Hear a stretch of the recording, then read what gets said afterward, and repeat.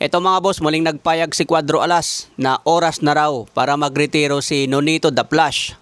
Sabi niya okay lang yun, at least lumaban ng patas. Sapat na yung pagiging 4 division ni The Flash Nonito Donaire. Sabihin ko ang salitang salamat sa karangalan na binigay niya sa ating bansa. Sinabi din niya na time to hang your gloves, The Flash. Salamat sa karangalan mo sa ating banda.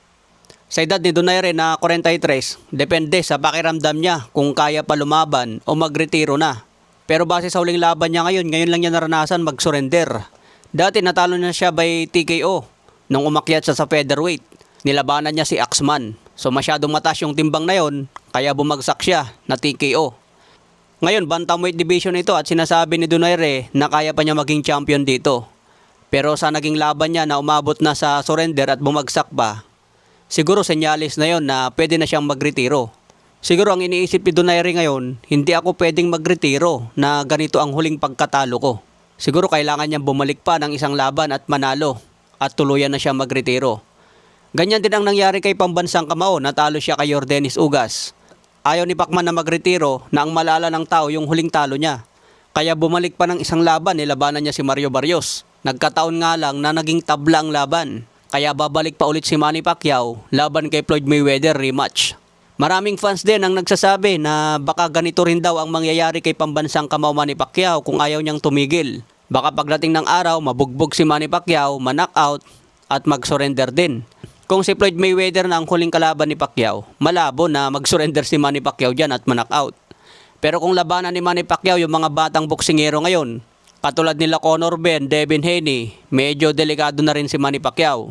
Kasi kahit anong galing mo, kahit gusto pa ng utak mo, kung sumipa na talaga yung edad, hindi na mapipigilan yon.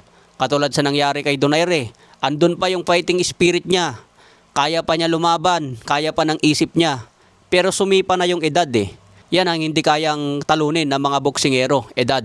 Kaya pwede rin kung si Manny Pacquiao, huling laban na niya kay Floyd Mayweather. Dahil napakalaki ng kikitain niya dyan, kung baga retirement payment na yan. Wala nang hahanapin si Manny Pacquiao dyan, billion ba naman ang kikitain eh. Samantala, ito ang rankings ngayon sa IBF, Bantamweight Belt. Kung mapapansin nyo dyan, number 3 si Kenneth Lover at number 4 si Rico Masuda.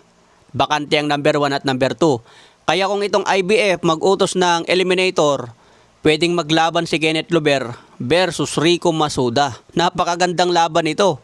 Pero tingin ko kung ngayon yan gaganapin, medyo dehado pa si Kenneth Lover. Kailangan pa ni Kenneth Lover ng experience para sigurado ang panalo niya kay Rico Masuda. Kasi kung ngayon itatapat yan, parang sugal pa eh. Andun pa yung 50-50. Kakayanin kaya ni Kenneth Lover ito. Pero kung madagdagan pa ang experience ni Lover, lalo na ang sunod na kalaban niya ngayon, Western, Americans, magandang challenge yan para kay Lover. Kasi kung matalo niya yung Americans, undefeated din, meron na siyang palag kay Rico Masuda. Kaya si Kenneth Lover na lang ang pag-asa natin sa Bantamweight Division. Abangan natin yan mga boss.